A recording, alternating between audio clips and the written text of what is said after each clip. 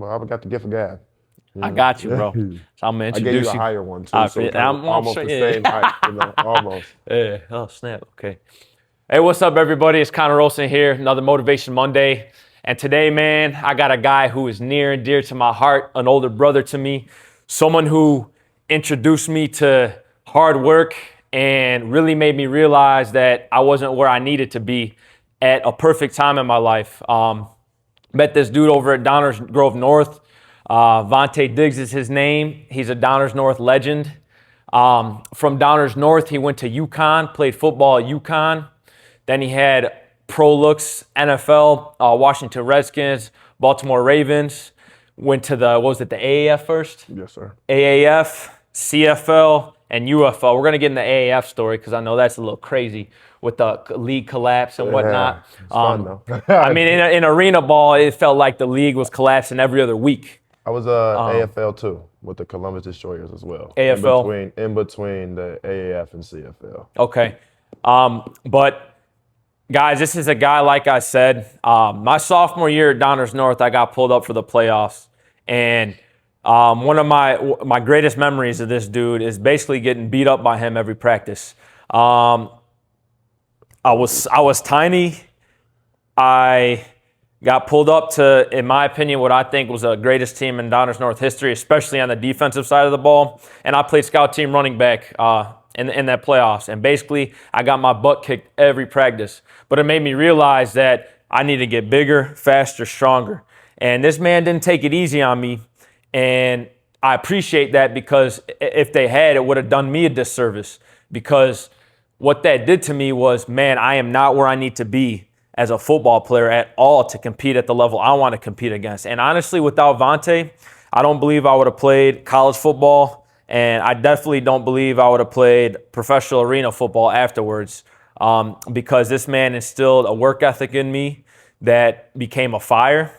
And, I mean, this guy has an incredible story. We didn't get deep into it, but I know at a time you were homeless, which trying to balance that with school, with football, I can only imagine. But basically, bro, one of the things I wanted to ask you start out with is where did you get that fire, that drive, that passion that you have as a player, but also as a coach and a trainer? Where does that come from to just that passion and drive you have to not only go hard, but to instill that in the athletes you train and coach as well? Oh man, I guess off the jump it'd be more my older brother, my cousins. They whooped my ass. Excuse me, they whooped me a lot growing up, right? And they always made sure that I had that competitive edge, that extra chip on my shoulder. And then being a sophomore, getting pulled up on varsity at DGN, we got beat up on a lot, and I hated that feeling. Yeah. And then I started working out with Course 6 and a lot of D1 guys and seeing what they can do. And then I got my first offer, and I realized that, this is what I can really do. So I kind of just fell in love with the grind, fell in love with pushing myself every day because, as you said, I did have a tough time growing up, being homeless, sleeping from couch to couch, car to car, hotel to hotel, whatever the case may be. So I mean, nothing compared to that pain, right? So the pain that I was facing in the weight room, the pain I was putting myself with the conditioning, the pain I was putting myself through with just practicing, going hard, nothing compared to that. But I didn't want to go back there. And I knew if I can get a scholarship, then shit, maybe one day I can get to the next level. You know what I'm saying? So that's kind of where that came from. As for being a coach, when you get to the highest level, you kind of, you know what it takes a little bit, right? Obviously, my NFL career was cut short. Way more short than I thought it would ever be. And I killed myself every day. I mean, another great name other than yourself is James Butler. Me and James Butler, after we graduated, we spent every day in a sand pit for 2-3 hours after lifting, after going to speed training, So this is kind of the things we kind of help. So I know that at the end of the day, you're not competing against the people in your state. We're competing against California. We're competing against Texas, Florida, the Carolinas. We're competing against all these warm states that get to play football year round. So that's where we differ, and that's where we kind of, So I know now that I've gotten to where I've gotten to and played with and seen the things I've seen, I know these things. So I try to instill that to the guys coming behind me because I know that these dudes are working down there. Yeah. They get to play 11 on tackle football in the spring. You know what I'm saying? They get to play in the summer. They get to play. They don't have winter where there's snow on the ground and it's too cold to be outside. And you know what I'm saying? Like, my time in the CFL, even up there, like those guys kind of whipped me into shape because I haven't played in as cold of games of ever as I did when I was in the CFL, right? But you have to have North. a certain type of toughness about you to play in those type of games, right? Where the ground feels like concrete, and you're wearing special cleats from the 1940s and 60s, because those are the only cleats that's going to break the ice on the turf, you know what I'm saying? So it just, things like that just kind of help you understand the name of the game. And as long as if I can help one kid understand that, hey, what you're doing at school isn't enough, then I feel good about myself, right? Because then they're going to go out and work a little bit harder. They're going to eat a little bit more. They're going to sleep a little bit better. They're going to study a little bit harder because one thing I didn't notice as a youngin was school, right? And now I lost plenty of scholarships because I wasn't a school guy. Like plenty of scholarships. Coach Wanda used to have to come and get me and be like, the fuck are you doing? You know what I'm saying? Like, you need to tighten up. So-and-so would come in and they walk right out because they saw your transcripts. You know what I'm saying? So things of that nature. But no, that's where that comes from. I just don't want kids to feel the pain I felt of being so close, but yet so far. Right. And could we talk about a little bit, because when someone, like, your NFL experience wasn't what you wanted it to be. I remember actually watching you. They were the Redskins at the time, and I was like, They're dang, still the Redskins forever. Don't do that. Don't do that. Washington football team, Yeah, I don't know Washington what that is. Commanders. I ain't gonna lie to you. Yeah, I'm not politically correct, and It is what it is. but I remember watching it. I'm like, man, he's balling out, dude. You had a heck of a preseason. So when you got cut, it was kind of like, oh man. But I don't want to dwell on that, because a lot of people, whether it's the NFL or, my last arena team, I got cut. It was the Quad Cities Steamwheelers, and I cried all the way home. Likewise. But it would have been easy to just throw in the towel. Well, I gave it everything I had. I'm gonna, but you didn't stop, because you had a successful career in the CFL and the UFL and the AAF before, that shut down. But talk about just that I'm not done yet mentality of they may have said, hey, we liked you, but we're going a different direction. Yeah. A lot of guys, all right, well, I gave it a shot. Here comes a cubicle, or nothing wrong with that, but here comes a cubicle. Here comes I got my degree in something, so I'm gonna just go ahead and hop into this. I've definitely seen guys, because once you get there, man, it's like it's so hard to think that you haven't made it, right? Even though you're, as in my case, I'm a UDFA, an undrafted free agent. Yeah. So your back was already against the wall. Not hearing your name on draft night. Yeah, I didn't hear my name on draft night. I actually got the call the last day of the draft. I forget his name. He went to SMU. I got a receiver. He was actually Mr. Irrelevant to the Redskins. He got the call. And then maybe like 20 minutes later, the Ravens called me. I'm on the flight that weekend for rookie minicamp. My roommate in rookie minicamp actually got the job over me, right? It came down to me and him. Willie Snead got hurt, some other stuff happened, and this, that, and the third. And Ozzie Newsome was like, hey, we really dig you, like, honestly. But we're actually looking for a natural pass rusher at the time. But I'm going to make a couple phone calls for you and try to see if we can find you somewhere to go to for next weekend. Because if you don't know, rookie minicamps, half the teams do it one weekend, or half the teams do it the following weekend. Literally, I don't even think I made it home. I think I was at the airport when I landed here from the DC airport, and my agent called me, God rest his soul, Cam Weiss, and he was like, hey man, the Redskins want you, so don't unpack your bags, you're about to be on a flight in like 2 days, you know what I'm saying, so type of deal. And the crazy part about that, I only really made the team. Coach Grimm, at the time my outside linebacker coach, he told us, I remember this like it's yesterday, because I tell this story all the time to kids, right? It's about being coachable and about paying attention to the details. Coach Grimm was like, hey, if you guys come rushing from outside of tight end, and the tackles who's the one to kick out on you, he says, doesn't matter what your plan is, turn it to speed to power, and you're probably going to get a sack, because they got to kick a long way. And I was the only person to do that. I had a college teammate with me at the time who was also trying to win that same spot I was on. And that was a tough deal watching him go home. I mean, the guy I just mentioned earlier, James Butler, was at that same rookie minicamp. But I got that job with being the only guy who took that coaching. I got my opportunity. I was in a 9 tech. Came off the edge, the tight end went out for a route. tackle came to kick, and I literally just put my hand in his chest and drove him back for a sack. And Coach Grimm was like, "Hey, I mean, like you did a great job with special teams, but why we're keeping you is because you're the only person that listened to my one coaching technique that I wanted to see because I looked at the script. You know, I knew what they were doing, but I wanted to see if you guys would pay attention. Who can do what who I'm telling you to do on the fly. You know, so that's how I kind of got my job, right? Excuse me. The reason I never quit, like you said, I cried the whole way home. It's about 9 hours from DC to here. Literally cried the whole way home. I thought my life was over. Yeah. I had so many plans. I'm gonna buy my mama a house, a car, this, that, and the third. The contract said $5.5 million for the year. So I'm thinking, hey, you know what I'm saying? Like I'm active. I'm ready to go. So when I got that phone call, that broke my heart, broke my soul. Simi Cobb, the guy from the area, OPRF guy, he was there. Legend. He's serious. That's still my best friend to Indiana this legend, day. man. Yep. Yeah, he's top 5 receiver out of Indiana still to this Beast. day. But he was on the team, man. So it was hard to leave, right? But that whole ride sucked.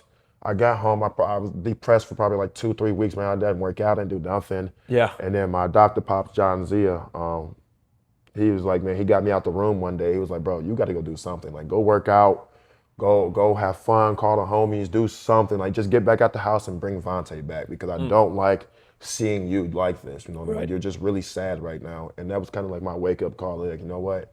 I got to go do something. And I ended up right back in the DGN weight room and kind of found myself back again, getting out on the field every day, talking to the youngsters. I'm like, bro, I can't be that guy that's to pack it all in, right? Yeah. I didn't have a plan B, you know, and as sad as it is, a lot of us don't. But if you want to be great, you can't have a plan B. You know, it's hard. How do you tell yourself you're gonna be great, and then you have a backup plan to a backup plan to a backup plan? You know, like, That just shows you don't really believe. you know what I'm saying? Plan So, B distracts from plan A. you know, You it can't- takes away from what you're trying to do, and it sucks that that's where most of us are because 99.9% of us don't make it. Yeah. You know, but at the end of the day, if this is what we're going to do, I have to outwork 99.9% of you. So I can't have a plan B. And that's where that mindset came back to keep working and keep driving. And then honest to God, like I prayed every day that God make me an all-star, that he let me, be a top dude in the league at my position and things like that. And I've done it in 2 other leagues other than the NFL. You Yeah. know? So I got everything I prayed for. Yep. You know, I've done everything I wanted to do. My mom got to see me in an NFL jersey. She came to one of my preseason games to see me out there and get ball out. Like my brother, you know, who pretty much helped raise me, did raise me. He got to come watch me. You know, he has the helmet I wore where I got the interception to be in the Hall of Fame for the USFL. You know what I'm saying? So just little things like that that's really dope to me. Again, I was really blessed. And again, if it wasn't really for John Zia, I probably would have gave up. If it wasn't for that little, just a nudge or just, to relight the fire again, just to go get back out there and be yourself again. I don't know, man. It was tough. We kind of jumped around a little bit, but can you go back in time and tell your story a little bit about your upbringing, about kind of the Zia family, what they mean to you, and kind of what transpired before that when you were a kid? Because you're from Chicago. Born in Vegas, Chicago raised for sure. And you got that Chicago in you, and then you come to a pretty affluent, pretty much all white neighborhood in Downers Grove. I call a spade a spade. That's what it is. So I believe you have such a unique story of 2 worlds colliding. Yeah. Because in a way, yeah. A lot of people from Downers Grove, like I have city ties myself on my mom's side of the family. Mm-hmm. So I've seen that side of the world. Yeah. I've been to the west side. I've been to the south side. I'm by no means a street guy, but I know the lingo, Right. and but it was also kind of taught from a young age, like, hey, like look at what happened with some people in your family or friends, like 100%. You want to end up like that. So I was kind of like scared of that lifestyle, 100%. in a good way, rightfully so. But can you just talk about like the 2 different worlds? Because the city to Downers Grove is a very affluent suburb. Yeah, man. Sure. I guess we could. Yeah, I was born in Vegas, like I mentioned just briefly. Raised out this way. But nah, man. I spent a lot of my time going back and forth early on, right? And then as we kind of got more established this way, it became more here. Me and my brother used to take the red line from my auntie house from 79th and Colfax. Excuse me, big ass bug. From 79th and Colfax, jump on the red, jump on the J14, hit the Union Station, take the metro up here. At the time, we were at Henry Puffer off Belmont. So, you know, you just jump off the train station, walk a block, you're at the school. So it wasn't too much to it, right? But I mean, coming home sometimes was a trouble, right? Because now you're on the red late night, you know what I'm saying? And if you Yeah. know anything about the red going south, it ain't really, you know, it ain't really always the prettiest thing, right? And then 79th Street in Chicago, it is what it is. You know, it's one of the toughest streets that there is, right? But no, at the end of the day, man, I was blessed to go through the struggle I had and meet the people I met, and it was super blessed to bump into the Zias and have them in my life. The Zias would be Andrew, Tony, Alex are the kids, my brothers, and then John and Nancy, my mom and dad, and my adopted family. They are angels, all five of them, right, including the dogs. It is what it is. But those people are saviors. They did more than their fair share to make sure I had more than the bare minimum, right? They gave me what I was missing, which was the TLC. They gave me that little bit of attention to help me, you know, get over the hump. Because being out here, bro, I'll tell you the truth, like when I first got out here, I was rough around the edges, like Right. super rough around the edges. Like some of my kids that I went to the elementary school with, one of which is my best friend, and I won't drop his name because you know we all know him if you from the area. But his parents wouldn't let him kick it with me. You know when I first get that's one of my dogs, like my road dog Right. at the school. You know what Yeah. I'm saying? And to them, I can't even kick it with him for real until really high school, right? Yeah. You know what I'm saying? So that it's like things like that, little things, right? And but if he wasn't, they weren't the only ones. You know what I'm saying? It's you know, how the game go. Again, I'm just really rough. I talk how I talk. I Right. walk how I walk. I'm very, Unapologetic you about it, know what man. I'm saying? And you know, it's not to say that, oh, I'm a street guy. I'm furthest thing from a street guy. But again, like you said, we got them ties that way. You know, I Right. got family locked in. I got friends locked in, and Yeah. you know that are over there. And they all tried to do their best to keep me away from all the BS that comes with being from the city and being, you know, being tied that way. Yeah. Because I've always been involved in sports. I've always showed a love for sports. That was my only way to get everything out. But no, to fast forward about the Zias, man, I was going through a hard time staying with one friend at a time. And that came to a fault, for better or for worse. It is what it is. And man, essentially, bro, I was telling his mom and his older sister that I was staying with the Zias, and if the Zias were asking me, I was staying with them. Yeah. And it was kind of like that thing where I was just bouncing around where I could. I slept outside of the park. You know, Tattoo Tony, if you remember him, one of the custodians from DGN. He's seen me trying to get inside the school late night type deal. Like, I'm just always trying to do something, right? Just try to keep myself warm, but they literally, man, they blessed me one night. They found me outside, took me to the house, and you know, like, where you headed, all this extra stuff, and blase. And push come to shove, I kind of just like, man, I'm just kind of about to go over this way, and they're like, nah, that's not what it is. So here's what's gonna happen. You can stay with us for a little while, until we can kind of figure out how we're gonna work this out. When we get in contact with your mom at the time, my mom, she was going through her own demons. Yeah. You know, that's just, and everyone goes through their own demons, right? And when I first started talking about this, I really hated that because I didn't want to point my mom in the light of negativity, right? Because everyone has their own skeletons. And Yeah. now that we're older, I'm 30 now. So now that I'm at this age, I can kind of look back and be like, you know what? That ain't my mom's fault. Like, Yeah. she was a baby raising two young men who were hard-headed and outside. So it's like, how do you go about that, right? Yeah. And at the same time, she, like I said, she's a baby. She's still learning. She's still growing at the Right. time, you know? But no, she was fighting her own demons, so she really couldn't take care of us the way she wanted to, or that needed to happen. And thankfully, you know, my brother, when all that really kind of transpired, my brother already had graduated, so he was already on his own, doing his thing. And it's like, I can't really call him because he's out doing his thing. And then my mom, was like I said, she's fighting her own demons. So how do I? And I know about it, but you know what I'm saying? Like when you're young, you know, but you don't really know, but you know. You know Right. what I'm saying? Does Yeah. that make sense at all? Yeah. And Yeah. so the Zias, when they found me and they kind of figured out the 2 and 2, it was like it's supposed to be like a 1 week, 2 week thing, turned into a month, turned into 3 months, turned into a year, turned into my forever family. Like even to this day with my 2 kids, like if I need anything, they're there for me. John's still very, very much an inspiration to my life as a father figure. Yeah. Mom's still one of the best cooks, one of the best pastry bakers ever. You know, she got them fresh cookies out. I can smell it from, you know what I'm saying? I'm in Yeah. Westmont there and Downers. I can smell it from a while away. You know what I'm saying? But nah, man, they did a great job. Like the twins, Andrew and Tony, those are my best friends. Like I don't think I would have gotten through a lot of the stuff I went through without them. You know, they sacrificed a lot, including Alex, for me.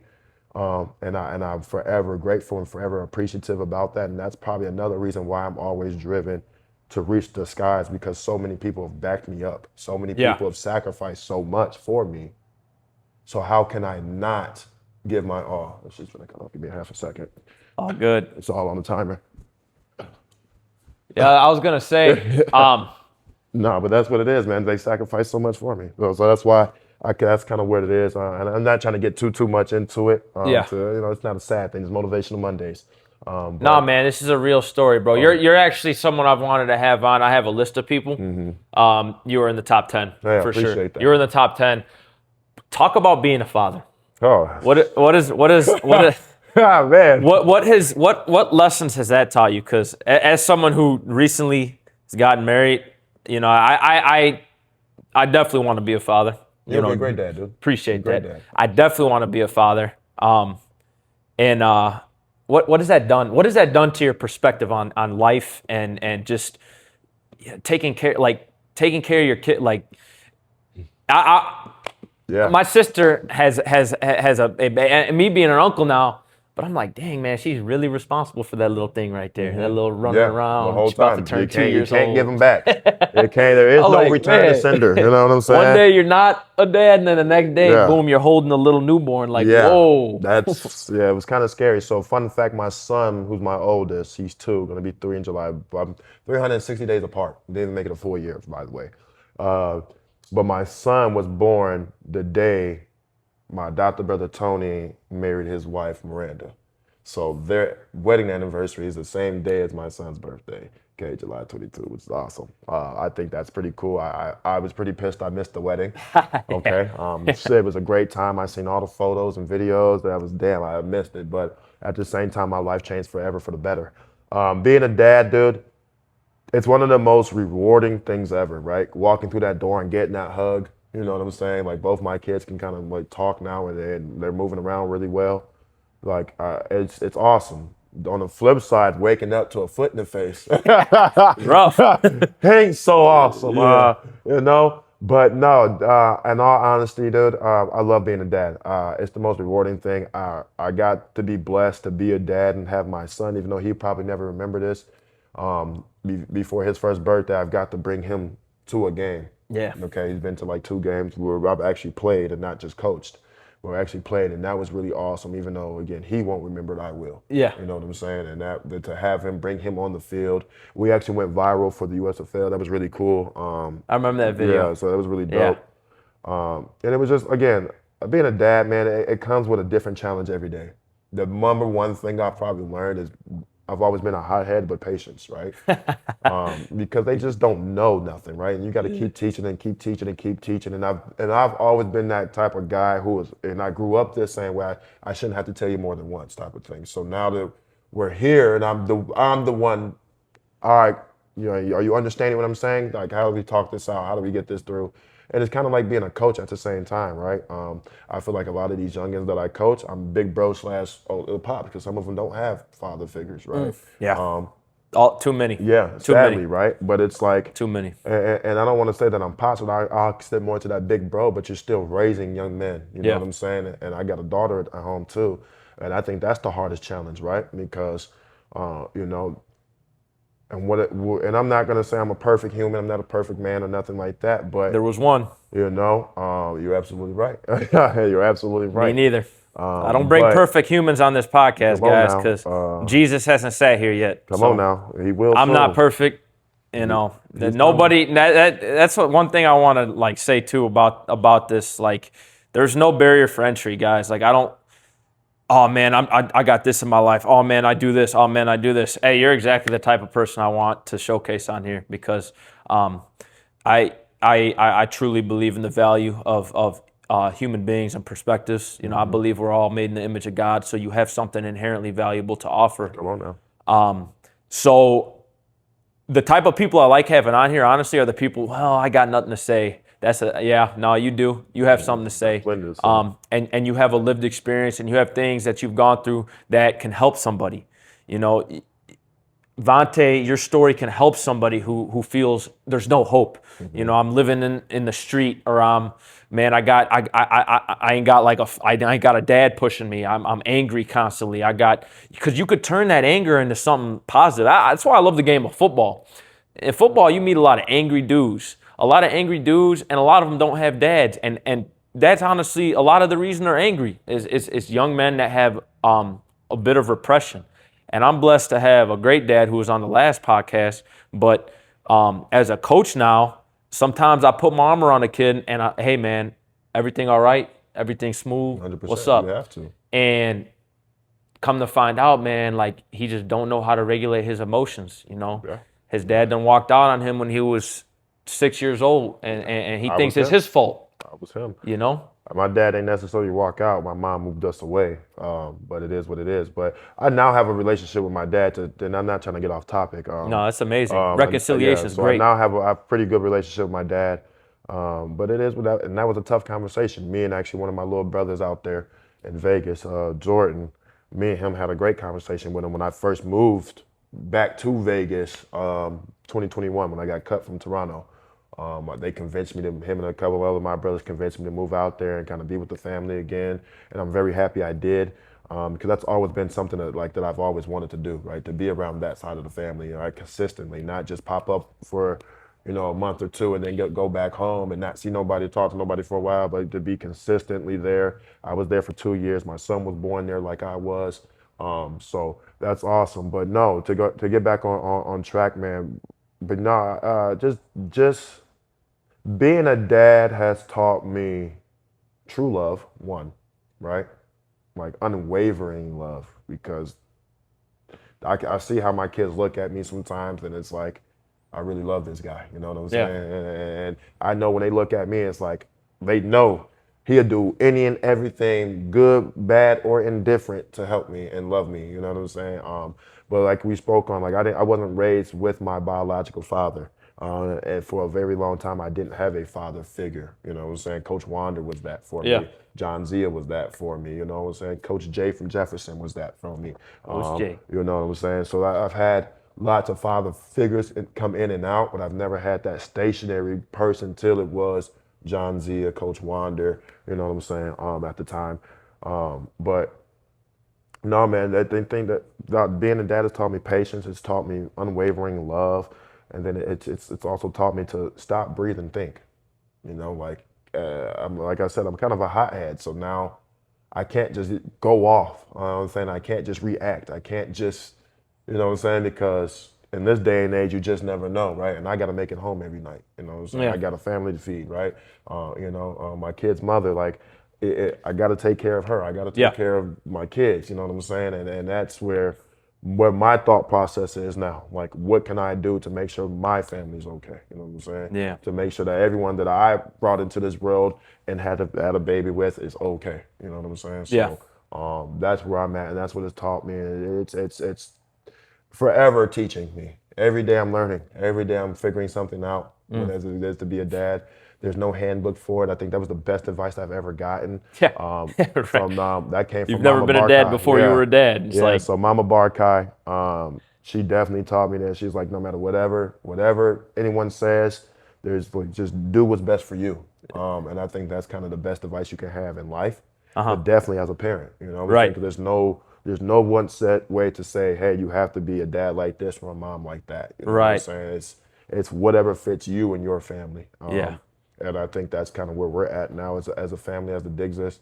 And we're getting there. We're coming a long way, man. We're going to keep up with the Joneses eventually. That's right. I won't keep you long, man, because I know you got a family to get back to. They're But asleep. We're okay. what's one of the best, like, since it's a Motivation Monday, what's something like that has just motivated you on the field, off the field? I mean, we're at Iron Flag right now where you Come on train now. athletes. Best gym in the world, I think. And you're one of the best in the business. Guys, listen, like I said, I don't sugarcoat anything, but he's one of the best trainers in the business. And I wouldn't lie about it because it doesn't feel right on my conscience, which is why I'm very careful when I answer questions. I now answer questions if someone asks me something. If someone fat asked me if they were fat, I'd be like, are you sure you want me to answer this? Because I'm going to give them the truth. With that being said, man, I feel like he's one of the best trainers in the business, not only from a knowledge standpoint, but from I want to run through a brick wall for this dude standpoint, because it's different. There's some guys that are good teachers that can tell you, hey, 5 sets of this, but okay, I'll do that. And then there's both who have the knowledge and have the passion. When knowledge and passion come together, that's what you guys want. But what's one of the most motivational pieces that you can give to my audience, your audience, just collectively? When you ask that question, we're talking about just life-wise? We talking ball? Yeah, that could be anything. That could be got- football field, weight room, life, career, family, just something that you think of that keeps you going at a high level. Yeah, my freshman year of college, Coach Vincent Brown, nicknamed The Undertaker when he played in the NFL, was my linebacker coach. And he told me, when you fall in love with the journey, you will love the outcome. When you fall in love with the journey, you will love the outcome, right? And that comes with the ups and downs. That comes with the trauma. That comes with, literally getting knocked down and not thinking you're finna get back up type of deal, But that also comes with the highs, holding your baby for the first time. That comes with the highs of being married. That comes with the highs of having you show up here and tell me I'm one of the best trainers when I'm learning from the best trainer, I think, and Jared, you know what I'm saying? I'm his understudy, right? And that goes for a few of us, right? But no, I think that's the best thing that I can tell anybody, man. Just fall in love with your journey. And I would love to have him on here too if he'd be interested. Oh man, so we can call him right now. Play with me on speaker and all. I would love to have him on here too, he would because love it, bro. Like I said, there's no barrier for entry, and really what this has turned into is a collaborative process. Mm-hmm. I want to have many like ball players, cooks, artists, men, women, Which you need to do him and his wife. His wife is a hell of a person too, hell of a trainer. Yeah. She used to run and Get Fast for a while there. Okay, yep. Jared's been going, I think this is like Jared's 18th year being a trainer. And when I tell you, man, when I came into Jared's gym, Iron Flag Fitness here in Westmont, 20 East Chicago Ave, if y'all were wondering. If you need it, it's Westmont, Illinois, 60559. I got the address. We're all the way in the back. Just follow the arrow. Anyway, okay. Yes, sir. I'm not paid to say that either. I really believe that this is the best gym ever. No, for real though. When I first walked into this gym, I think I quit every day that week. That's good. I think I And quit. for this guy to quit too, let me tell you, I quit every day that week. That No standard is freakish. Okay. The standard's freakish. I'm not gonna lie to you. I got brought here by a couple guys. Again, they're down south legends, LaDevin Smith and Kalen Miller. And then at the time, Simi Cobbs was here, and then Niall Sykes. Again, 2 great dudes, 2 great legends from the area. So they were all in here, and they're like, bro, you need to come in here. You need to come in here. You need to come in here. Iron sharpens iron. And I got in here, and I'm like, hell. I feel like I'm in college all over again. This is Coach Bayless or not? But no, my body changed in under 4 weeks, man. My attitude was changing. The knowledge that Jared brought to me about ball. As you can see, we got the whiteboards here. We used to put shit up on the board. Excuse my language. We used to put stuff up on the board and talk ball. Yeah. Like literally ball talk, right? All while in here bleeding, sweating, crying, throwing up. Like all of the above, right? And he pushed us to that next level. Jared played in the SEC, walked on at Missouri, got him a scholarship. Okay. Also, on top of that, got to the Raiders and one of their last true fullbacks. You know what I'm saying? So it's like, so you got to understand who you're dealing with. I'm dealing with somebody who does this, right? And Yeah. like really, he just finished doing what I am doing. You know what I'm saying? So to have that, and then, to have the energy I have, it was just real competitive in here. Really, really competitive. LeDevin and Kalen, they were chasing their hoop dreams. Now LeDevin's the face of the LFA, I believe that's what the Mexican League is Mexican called. League, LFA, He's yep. one of the best linebackers down there. Kalen's a hell of a coach out here. He's a college coach. So I mean, like, it's great knowledge, right? And again, it was just awesome, right? But no, that was like the hardest thing. But the best thing I would ever say about this place here is the family and the camaraderie, right? You're in a locker room. You're there already, right? No matter what you want to talk about, no matter what you're gonna say, you can say it. You're not gonna hurt nobody's feelings. You know what I mean? Like, I've cussed Jared out probably 20 times because of the workouts. You know what I'm saying? Like, you're actually trying to kill me. Like, actually. But at the end of the day, when I went and played that following season and the Oh seasons man. after Yeah. that, It's like, you oh, can okay, that's tell, why. yeah, you can tell some of us was working and some of us weren't. And I was part of the top part of that group of working. And that's why my numbers were what they were. That's why I was able to do the things I was able to do and accomplish the things I was accomplished. The worst thing I did for my career, again, I'm not paid to say this, this is real life. The worst thing I did for my career was leave this gym. Okay. The worst thing I did, right? I thought I can, do other things and all that other stuff. I played 2 seasons and I didn't work out here in the off season. And one of those seasons was a great season, but that's because I took my game up and was watching film. Yeah. You know what I'm saying? So it wasn't to say like physically was I capable? Yes. But mentally is where I dominated, right? Yeah. I can call out plays. My guy Jared Fernandez, I got my first pick six in the USFL. Jared Fernandez can tell you, he called that all week. He's like, I'm finna pick this hitch. I'm gonna pick this hitch. He's gonna throw it. I'm gonna sit on it and he's gonna pick it. And then our second quarter came and my boy Brian Scott, who I know from the CFL, threw the hitch. Well, thank you. You know what I'm Candy. saying? Candy. But that's, it's like, and that, again, that came from film study. That was the best year I had outside of this gym. But other than that, man, like, this is where it's at. This is where you need to be. Again, holla at us, holla at Jared, Coach JMC _JMC on Instagram. I'm not hard to miss. I'm right here. Shout out your Instagram too, man. Diggsy13, I'm here, man. You just, like I said, the address again, 20 East Chicago Ave, Westmont. Pull up. We're here all the time. Jared's here at like 4 o'clock in the morning till 7 o'clock at night. So, you know what I'm Still saying? getting to it, man. We're here, dog. That's the thing. I feel like that eventually athletics is going to end. Even Tom Brady had to retire. Yes, Even Jerry Rice had to retire Yes. at 44 years old. absolutely. So I feel you got to find something else to because that passion doesn't just die. No. As an athlete, it's like, man, I feel like I'm gonna be, God willing, I get to 80, like hustling bingo or something. Because like I'm a competitor. 100%. It's in me. I just have to do something like tough. You know, no matter what it is, I'm like, man, like let's get to it. Let's work. But what is I'm a high school athlete. I want to play college ball. What do I got to do? What do you tell your high school athletes that have college, maybe even professional aspirations and they're open about it? What would you tell them? And then we'll end with this because I know it's getting a little late, but this will be the last question. Ask as many questions you want. You know I love you to death, so I'm not tripping. I'll get yelled at later. No. The first thing I tell them is grades, man, right? Again, I can't stress it enough. I barely made it through the clearinghouse.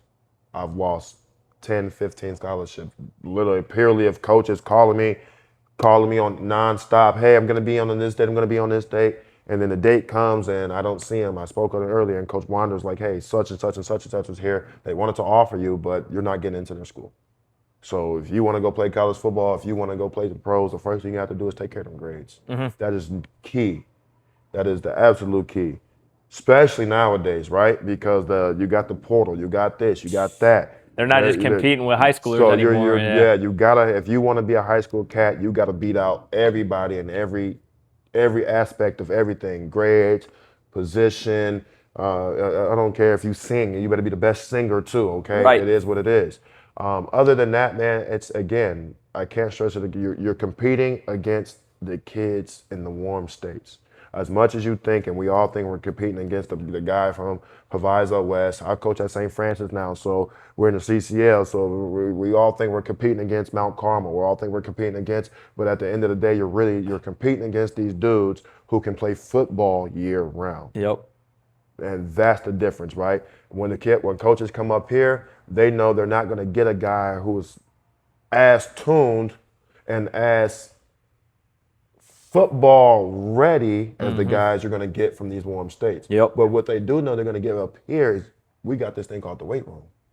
I'm not saying they don't lift weights in these warm states. I'm not saying that because they got some. They got some beast. Yeah. Okay. They do. But when you come to these cold states, ain't nothing to do when it's when in winter time. There ain't no football going on. Either you're wrestling, you're playing basketball, or you in this weight room. And then at the back end, you got indoor track. Right. You know what I'm saying? And that's if you have a track coach.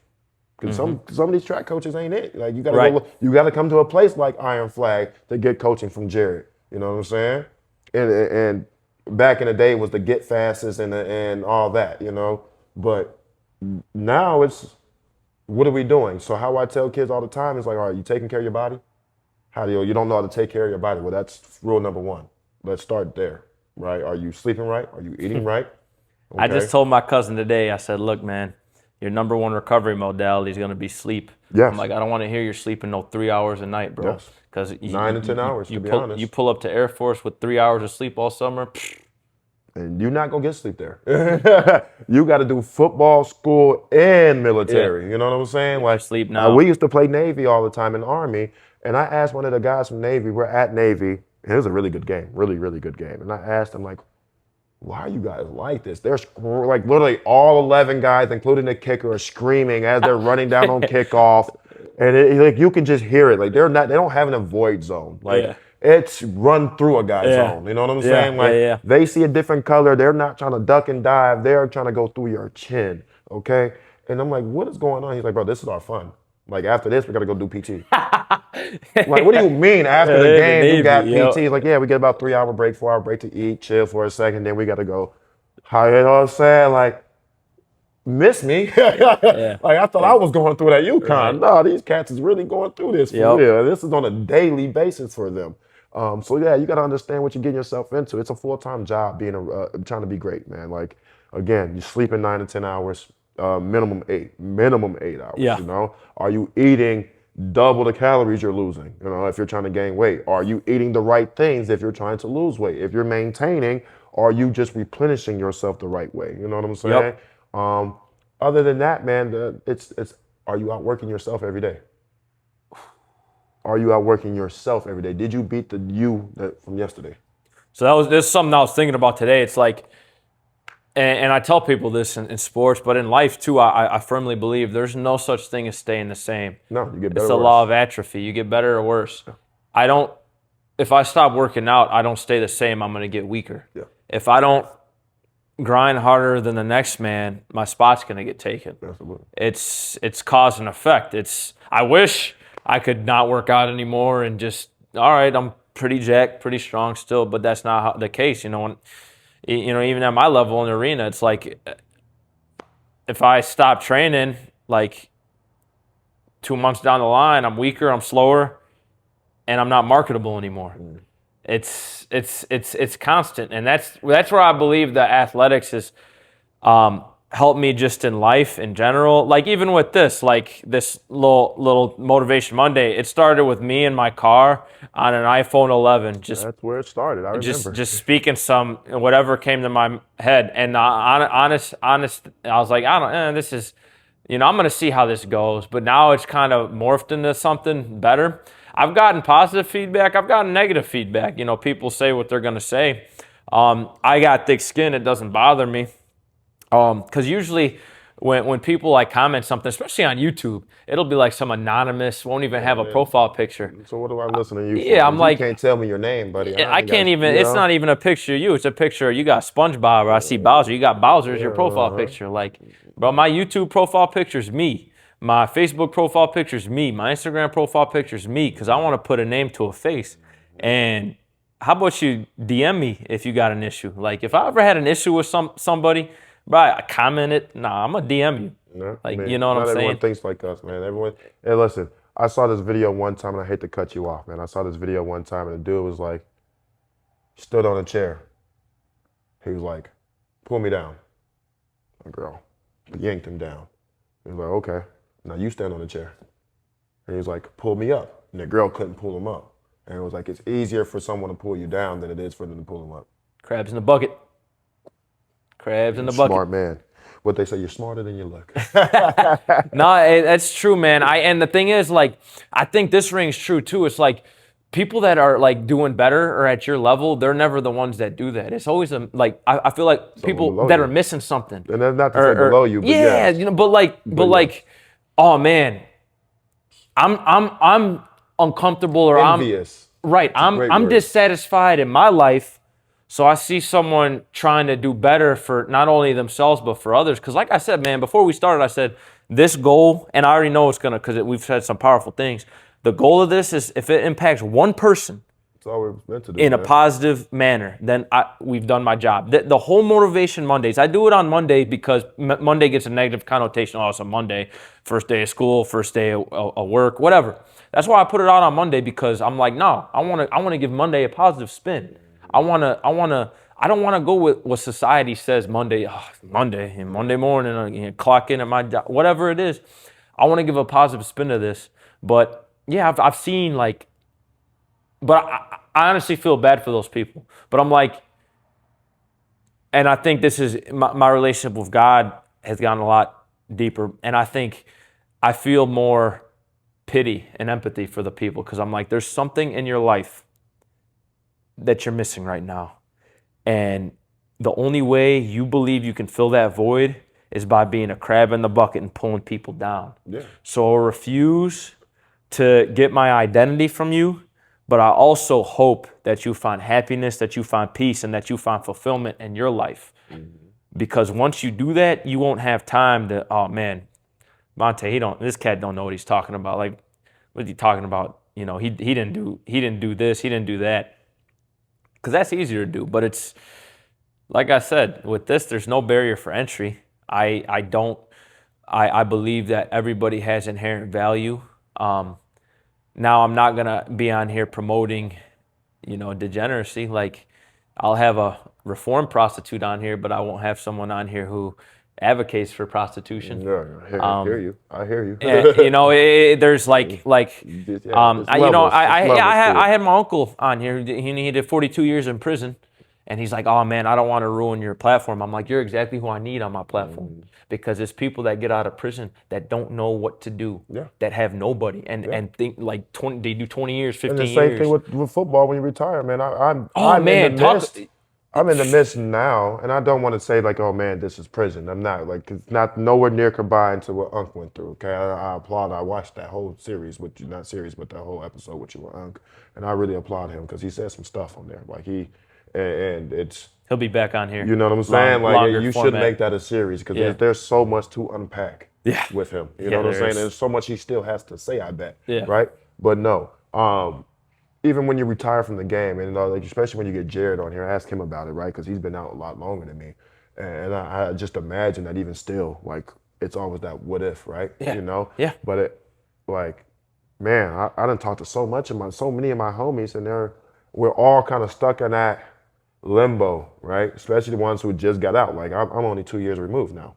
You know, I got homies that are 1 year removed. I got a homie that's about to retire right now. I got a homie who's playing, who I just recently talked to, and he just signed his contract for the most money he's ever signed for. And he's like, bro, I think I'm done.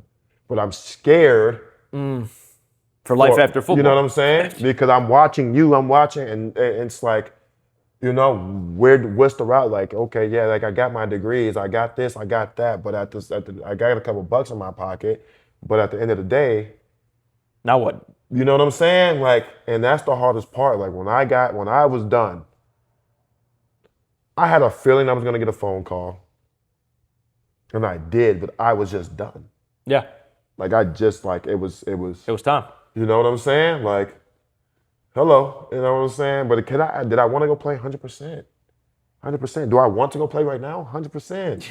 Yeah. I miss it. I miss it. But it's that identity crisis now, because when you're working towards something for your whole entire life, I played football at 28. It's 28 years of literally dedication, of literally, you know what I'm saying? Go, go, go. I'm not thinking, again, I told you I didn't have a plan B. I never want, if you could ask anybody that knows me from this tall to now, I thought I was going to play 12 years pro. I thought I got to the CFL, I just knew I was going to play. I'm balling my rookie year. Yeah. I just knew it. I got to the USFL, I'm balling. 3, 4 players of the week in one season. Yeah, I'm no way. There's no way. And all of a sudden, the phone stopped ringing. The homies that was calling you stopped calling you. And I'm not saying anything. They living their life. They got kids. They got marriages. They got whatever they got going on. I'm not saying nothing negative to my homies. But when we all get ready to play, once that time start coming back around, you know it because, 1, 2, 3, 4, 5 people that you're playing with are calling you. Are you working out? You in shape? You doing this? You doing that? Ain't nobody asking about, hey, bro, how's your mental? How you doing? I mean, you got a job? Yeah, hey, bro, like where, you know what I'm saying? I heard you're starting a business. So how's that going? What can I do to help you? I don't got too much money to give you, but I can promote you. Ain't nobody doing that stuff. Right. Ain't nobody really tapping in with you know what I'm saying? Besides your core 2, 3 people. And sadly, my core 2, 3 people are going through the same stuff. Right. They're removed from the game now. They're still finding themselves. They're going through life transition where it's like, where's life going to take them too? So now, how do I have that conversation with my homie and be like, bro, you good? Because I'm struggling. Yeah. I'm trying to figure out what I want to do for the rest of my life. I don't want to sit in the cubicle. I love being in here. I love doing this. You know what I'm saying? Yeah. I love it, but the bills got to get paid. You know what I'm saying? I like when you're doing stuff like this, you only get paid as many people's coming in. Yeah. You know what I'm saying? Some's a good week, some's a bad week. It's a good month, it's a bad month with this type of stuff. Ain't no consistent 9 to 5 paycheck.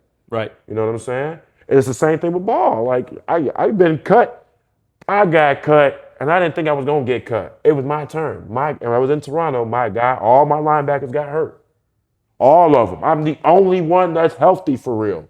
Pull hamstrings, shoulders, ankles. One of the guys, he's out for the season. Bear Woods. Like it's all types of stuff going on, and then here I go, don't even make it to the next game. And I'm coming off what I thought was one of my best seasons ever. I get cut from another team, from Edmonton, where I thought I might have played my whole career at, and I brought one of my best friends, Niles Morgan, up there to be my guy. No, it's not to say nothing. They say Niles beat me for the spot. And now that's your spot, bro. That's what it is. That's what it is. I'm not mad at Niles at all. I'm not mad at the organization. They did what they thought was best for them. It's football. It's a business. It's a business. But that's the hardest thing to learn is the business. And then once you learn it, you're already gone. Yeah. Yeah. It's too late now. I learned the business, but 9 times out of 10, you learn it the hard way. And now it's what next? Because again, there's no plan B. So let's talk about that, man. Let's talk about what does Vontae Diggs see in his 1 to 5 years into the future. And I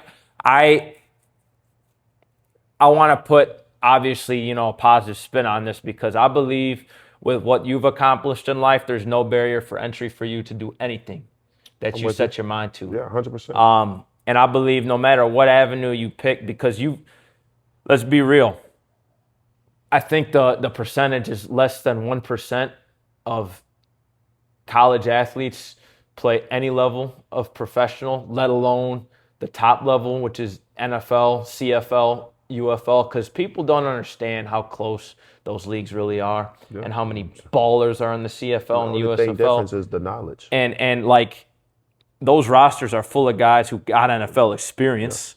At least training camp, but some seasons behind their belt. A lot of them. So where do you see your life moving towards as you are in the midst of transitioning from being a professional football player yourself into finding yourself new? Where do you want to take this? Is what I'm asking next. Business? Is it? What is it? What does it look like? Big bro Jared, obviously the owner of the gym with his wife. He got me at St. Francis coaching. Never once thought I'd be at a private school coaching, but hey, look how things go, right? And you win a state championship your first Won year coaching. won a state Coincidence? I championship. don't know, man. I mean, they put the work in. I just brought the energy, right? That's one thing I'm very good at is bringing energy and making sure that guys are kind of even when they're down, they're giving me the best they got, right? That's one great thing that I know how to do is pull that up out of you.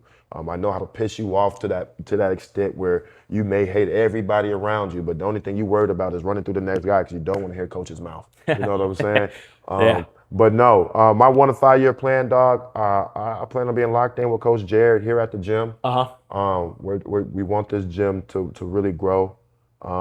I also plan on winning another state championship this year. Yeah. And I don't care who hears it. This is what it is. If you hear it and you're in our conference, if you're in the 5A, just hello.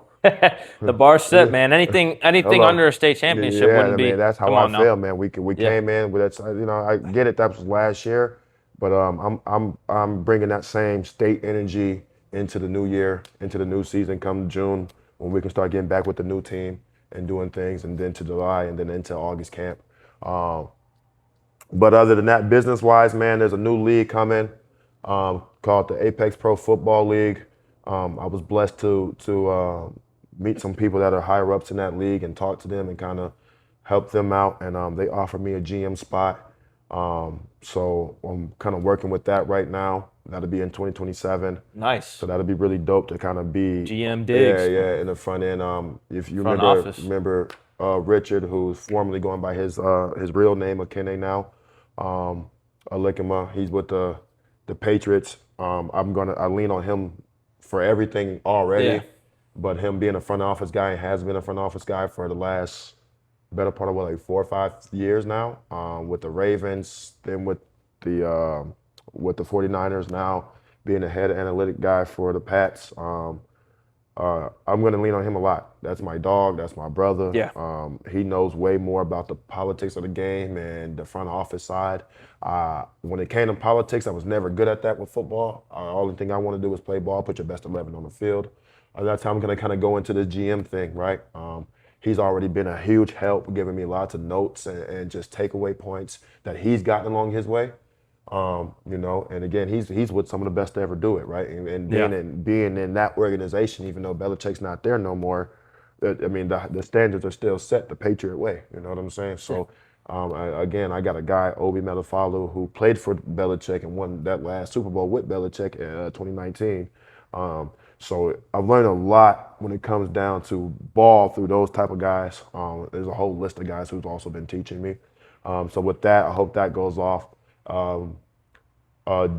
Jared and his wife have a nutrition app called Fuel Different, which I believe is going to be amazing.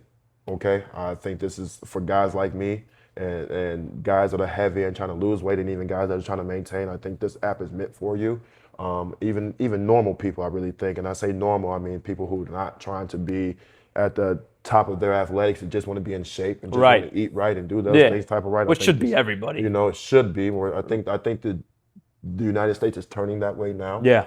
With everything that's going on. I hope so. But I think so, man. I think more and more people are trying to get more fit and more down with eating right and all that good stuff and what comes with it, mentally, physically, emotionally, spiritually. Right, but they started that awesome app, so hopefully, we could get that booming, and not just to monetize, but to actually help people, right? 100%, yeah. I mean, obviously the money is always going to be great, but we want to help people, right? We want to try to take some of the BS away from the game. Yeah. You know what I'm saying? And make things easy for people. One of the hardest things for me in my career was to gain weight until I got to that NFL cafeteria where the chef can cook his butt off and you pretty much get whatever the hell you want, right? Right. But no, that app, they just kicked that app out again. Feel Different. If you don't have it, please check it out. Really dope thing. I also have a recruiting program as well called Free Agent Now that we're working on. We're on Twitter with that at Free Agent Now, and that's going to be really dope where we can do certain things to help coaches take away a lot of guessing and a lot of things like that. I know Jared, he has some stuff he's working on as well that I'm gonna help him with. And it's just like, man, I'm just here to help the community. Essentially is what I want to do, bro. I want to do the best I can to help kids get to where they want to go, right? Yeah. I had people who helped me, but we didn't really know then and what we know now. Yeah. You know what I'm saying? So now that I've gotten this far, now that I have these type of connections, my sole goal is every year I want to get 3 or 4 guys through college. I want to get 1 or 2 guys a shot at the NFL or Yeah. a shot to play professional football. You know what I'm saying? I've been helping guys get to the CFL and connections that way. I'm always trying to help people with the UFL and now the new league, the APFL, the Apex Pro Football League. Now I have a real foot in the door at that, being a GM. I have a say so now. Yeah, that's sweet. On at least one team.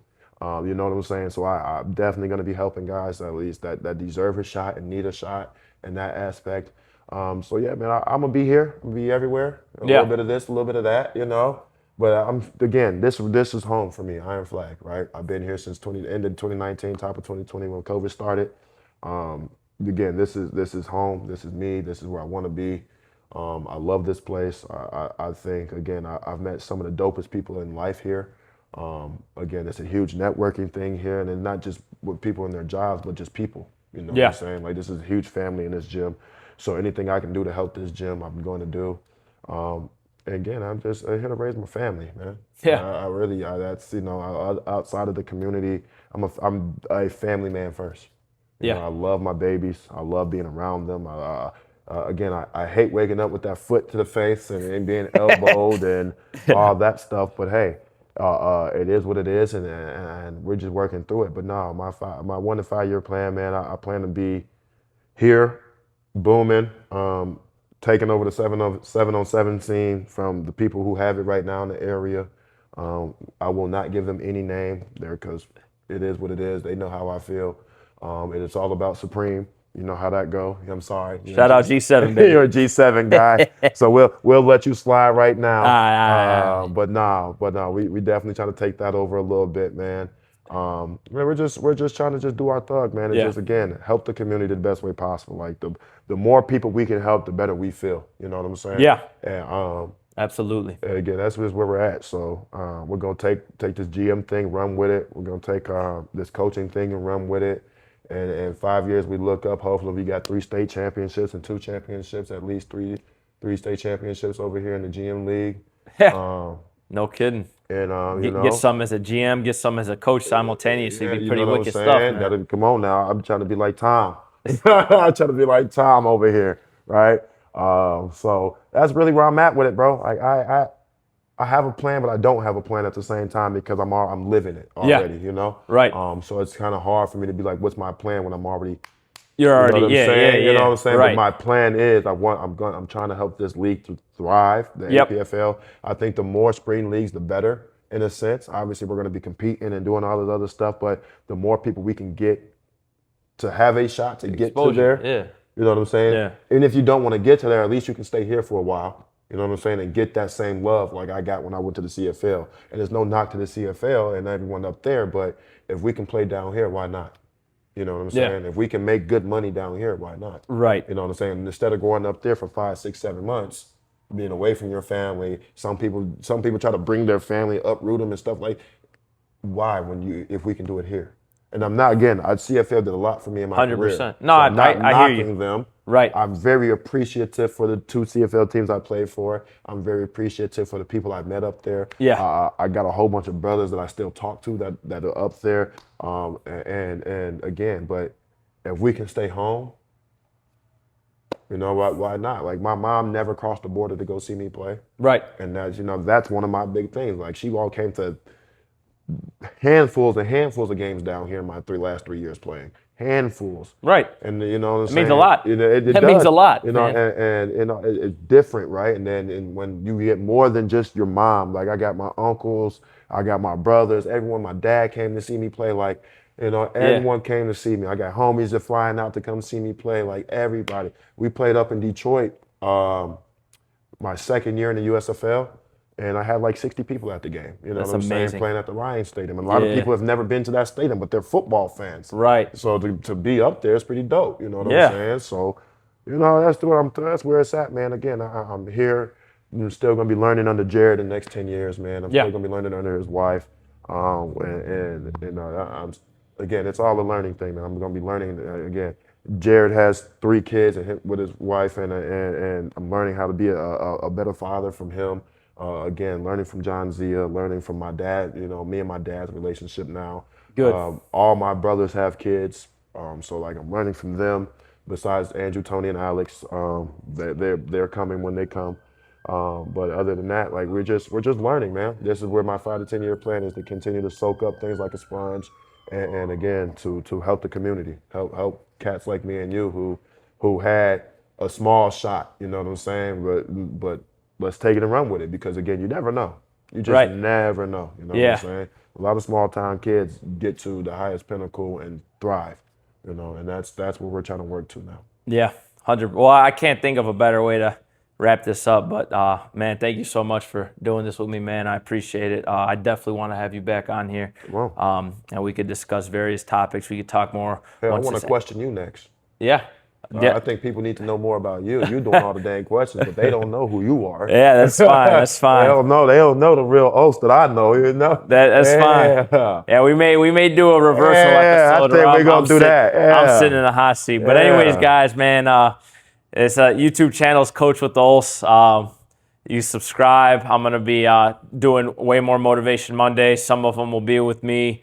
Some of them will be with great guys such as Vontae, and but they're all gonna be impactful. And I appreciate you guys for tuning in. We'll see you next time, Vontae, man. Thanks again, bro. Thank you, I appreciate man. it. We Yep. appreciate Yes, sir. you. And please show up to Iron Flag. We here. Again, Coach Jared will be here about 4 a.m. every day. Yes, sir. Holla at your boy. Peace. And then I let it run because I don't have editing yet, so I got it. Man, I you edit don't, the you end. don't got CapCut? I do have Cap. That's what I use. I haven't figured it out yet, though. Really? Like, I gotta get it spend on more your time with laptop. it. I gotta, I yeah. have to use I cut mine up on my laptop. Like I started on my phone, and then I go straight to my laptop. Like no joke, I have to. Get you these though. Yeah, I got to get these little furry joints, bro. Yeah, the Just little. hold it down, right? Yeah. You don't even have to hold it down. Turns off by itself. Yeah. That's dope. And then the where's the ball? Oh, here we go. It's in my pocket. Close this on. No, I appreciate you for doing this, man.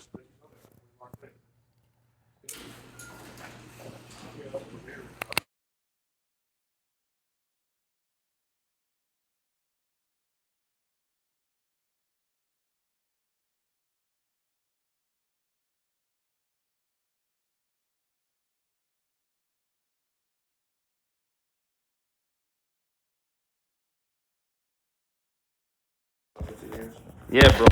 I wanna.